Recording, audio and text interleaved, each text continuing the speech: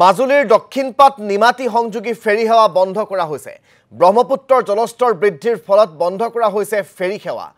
বাঢ়নী পানীত ডুব গৈছে দক্ষিণপাট ঘাটৰ ৰেম্পসমূহ।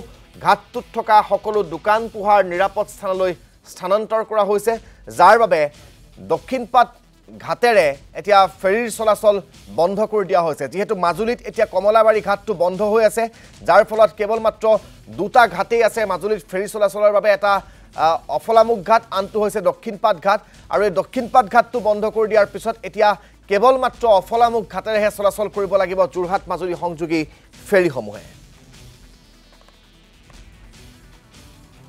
অকস্মাত প্ৰসিদ্ধ পাই পানীটো সমানে বাঢ়িল। বহাটোত আমাৰ যিখিনি মানে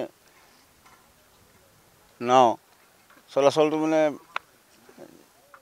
নাৱলৈ যাবলৈ অসুবিধা হ'ল, মানে পানী বাঢ়ি গ'ল, গতিকে ডুবি গ'ল পটনবিলাক। গতিকে যেতিয়া পানী কমিব আমি নিৰাপদ জেগাত যাম বুলি ভাবিছোঁ। বৰ্তমান এতিয়া পৰিৱেশ নাই, যোৱা যাত্ৰীবিলাক কেনেকৈ যাব, গতিকে বৰ্তমান অনিৰ্দিষ্ট বুলি ভাবিছোঁ। আৰু নতুন জেগালৈ কিবা স্থানান্তৰ কৰা এইখিনি উপমহল কৰ্তৃপক্ষই জানিব। এইখিনি এতিয়া তথ্য নাই, বন্ধ বুলি ভাবিছোঁ। কি হয় আৰু পানী বাঢ়ি আছে।